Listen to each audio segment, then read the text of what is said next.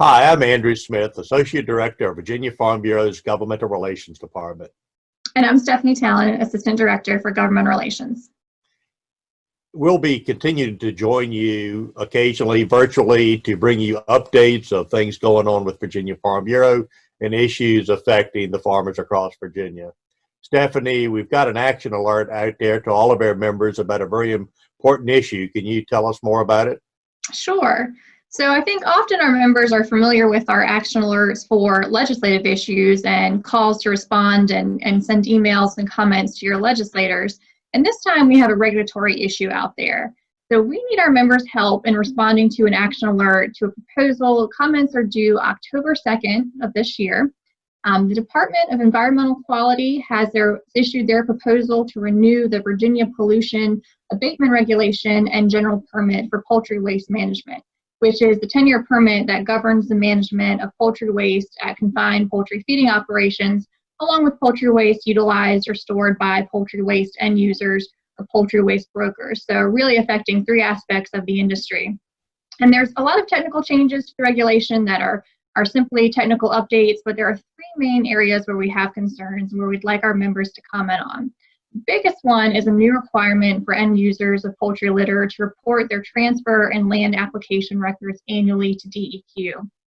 We're very concerned about this because we believe that imposing an end user requirement could hurt the market demand for poultry litter and really hinder the transfer of litter from growers to other farmers. And that's a program that we've really spent a lot of time and resources on building over the past several years.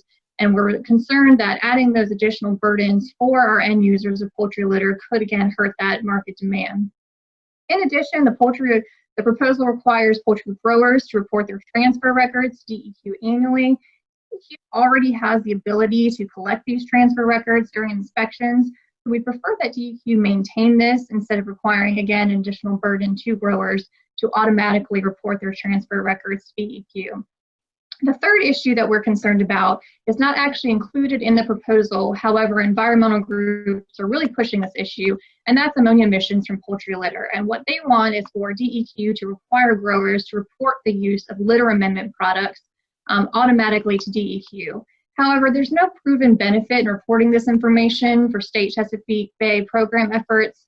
So again, this is something that we think is an additional burden that won't actually have a proven benefit for the environmental efforts. So those are the three main areas where we have concerns, and we'd like both members who are involved in the poultry industry and those who are not directly involved in the industry but may be affected by this precedent down the line to take the time to respond to this action alert. I really appreciate that update and the specific information about that issue, Stephanie. It's very important to our producer members. Can you tell us how our members and producers can respond to that action alert? Yes. So the simplest way is to respond directly through our action alert system. You'll see it's very simple to click the click here to submit now button, but it's very important for members to customize their comments in order for them to count as an individual comment. We want as many responses as possible so that the State Water Control Board can see just how great of an impact that these changes could have on the agriculture industry. But in order for that to count, we need to have producers customize their comments so they count as individual responses.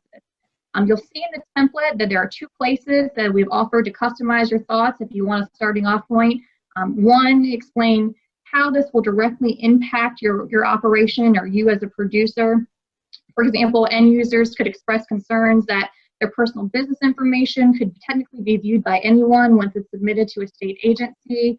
You can mention how many tons of litter that you use, how many acres is applied, how you apply it, or how this regulation could potentially force you to discontinue use of that.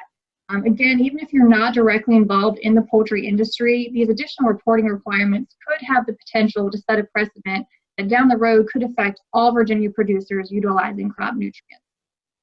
It's always better to, say where you are and how it directly impacts your operation if you can do that. And I really appreciate that how-to tutorial, Stephanie. And we really appreciate all the members that have already responded to the action alert and hope more will continue to do that. And please, members, if you know somebody that needs to be getting their action alerts, please ask them to reach out to us so we can add them to the email list or other ways that we contact our members. on issues like this. Stephanie, thanks so much for the update, and until next time. Thanks, Andrew.